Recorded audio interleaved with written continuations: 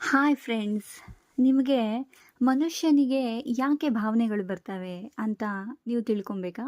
ಹಾಗಾದರೆ ಈಗಲೇ ಸಬ್ಸ್ಕ್ರೈಬ್ ಮಾಡಿ, ಈ ಸ್ಟೋರಿನ ಸೇವ್ ಮಾಡಿಕೊಂಡು ಪೂರ್ತಿ ಓದಿದ ನಂತರ ನಿಮ್ಮವರಿಗಾಗಿ ಶೇರ್ ಮಾಡಿ. ಹಾಗೆ ಅತ್ಯುತ್ತಮ ಭಾವನಾತ್ಮಕ ಸ್ಟೋರಿಗಳು ಬೇಕು ತಾನೇ ನಿಮಗೆ? ಫಾಲೋ ಮಾಡಿಕೊಂಡು ಬೇಗ ಸಬ್ಸ್ಕ್ರೈಬ್ ಮಾಡಿಕೊಂಡು ಬನ್ನಿ, ತಿಳ್ಕೊಳ್ಳೋಣ. ಓಕೆನಾ? ಸೊ, ಲೆಕ್ಕಾಚಾರದ ಬದುಕಿಗೆ ಮನುಷ್ಯ ಯಂತ್ರವಲ್ಲ, ಅವನು ಭಾವನೆಗಳ ಜೀವಂತ ಕಾವ್ಯ ಅನ್ನೋ ಒಂದು ಕತೆ ಇದು. ಭಾವನೆಗಳು ಹೇಗೆ ಬರ್ತವೆ ಅನ್ನೋದ್ರ ಬಗ್ಗೆ ಒಮ್ಮೆ ಕಲ್ಪನೆ ಮಾಡಿಕೊಳ್ಳಿ. ನಮ್ಮಲ್ಲಿ ಯಾವುದೇ ಭಾವನೆಗಳಿಲ್ಲದಿದ್ದರೆ ಈ ಜಗತ್ತು ಹೇಗಿರ್ತಿತ್ತು ಅಂತ. ನಗು ಇಲ್ಲದ ಮುಖಗಳು, ಕಣ್ಣೀರಿಲ್ಲದ ಕಣ್ಣುಗಳು, ಪ್ರೀತಿ ಸಿಗದ ಹೃದಯಗಳು, ಕೇವಲ ಉಸಿರಾಡುವ, ಕೆಲಸ ಮಾಡುವ ಕೆಲವು ರಕ್ತ ಮಾಂಸದ ಯಂತ್ರಗಳಷ್ಟೇ ಈ ಭೂಮಿ ಮೇಲೆ ಓಡಾಡುತ್ತಿರ್ತಿದ್ವು ಅಲ್ವೇ?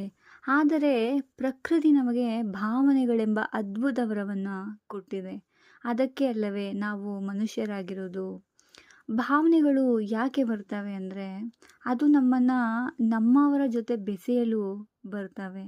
ಅಮ್ಮ ಮಗುವನ್ನು ಎತ್ತಿ ಮುದ್ದಾಡುವಾಗ ಸಿಗುವ ಆ ಪ್ರೀತಿ, ಕಷ್ಟದಲ್ಲಿದ್ದ ಸ್ನೇಹಿತನನ್ನು ನೋಡಿ ಮಿಡಿಯುವ ಆ ಕರುಣೆ, ಯಾರದೋ ಮಾತಿಗೆ ಮನಸ್ಸು ನೊಂದು ಕಣ್ಣಿಂದ ಉರುಳುವ ಆ ಕಣ್ಣೀರು, ಇವೆಲ್ಲವೂ ನಾವು ಒಂಟಿಯಲ್ಲ, ನಮ್ಮ ಸುತ್ತ ಒಂದು ಜೀವಂತ ಪ್ರಪಂಚವಿದೆ ಎಂದು ನೆನ್ಪು ಮಾಡೋಕ್ಕೆ ಬರ್ತವೆ.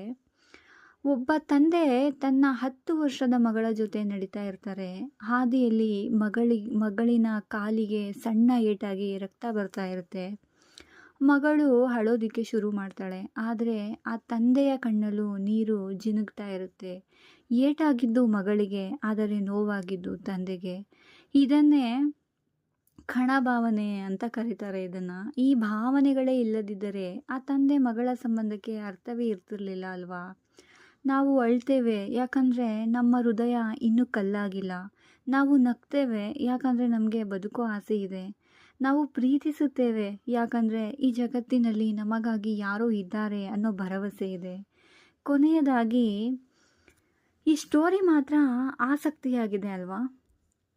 ಸೊ, ಕೊನೆಯದಾಗಿ ಏನಂದರೆ, ಭಾವನೆಗಳು ಬರೋದು ನಮ್ಮನ್ನು ದುರ್ಬಲರನ್ನಾಗಿ ಮಾಡಲಲ್ಲ, ಬದಲಿಗೆ ನಾವು ಬದುಕಿದ್ದೇವೆ ಅಂತ ನಮಗೆ ನಾವೇ ನೆನಪಿಸಿಕೊಳ್ಳಲು. ನಿಮ್ಮ ಹೃದಯದಲ್ಲಿ ಇನ್ನೂ ಪ್ರೀತಿ, ಕರುಣೆ, ನೋವು ಜೀವಂತವಾಗಿದ್ದರೆ ನೀವೇ ಈ ಜಗತ್ತಿನ ಅತ್ಯಂತ ಶ್ರೀಮಂತ ಮನುಷ್ಯರು. ಈ ಮಾತುಗಳು ನಿಮ್ಮ ಮನಸ್ಸನ್ನು ಮುಟ್ಟಿದರೆ, ನಿಮ್ಮ ಹೃದಯದ ಒಂದು ಮೂಲೆಯಲ್ಲಿ ಸಣ್ಣದೊಂದು ಭಾವನೆ ಮೂಡಿದರೆ, ಈಗಲೇ ಈ ಕಥೆಯನ್ನು ಲೈಕ್ ಮಾಡಿ, ನಿಮ್ಮ ಮನಸ್ಸಿಗೆ ಹತ್ತಿರವಾದವರಿಗೆ ಶೇರ್ ಮಾಡಿ. ಯಾಕಂದರೆ ಭಾವನೆಗಳನ್ನು ಹಂಚಿಕೊಂಡಷ್ಟು ಮನುಷ್ಯತ್ವ ಬೆಳೆಯುತ್ತದೆ. ಹಾಗೆ ಈ ಕಥೆನ ಪೂರ್ತಿ ನೋಡಿ ಆದಮೇಲೆ ನಿಮ್ಮ ಅಭಿಪ್ರಾಯ ಕಮೆಂಟ್ ಮಾಡಿ, ಸಬ್ಸ್ಕ್ರೈಬ್ ಮಾಡೋದನ್ನು ಪ್ಲೀಸ್ ಮರಿಬೇಡಿ. Thank you.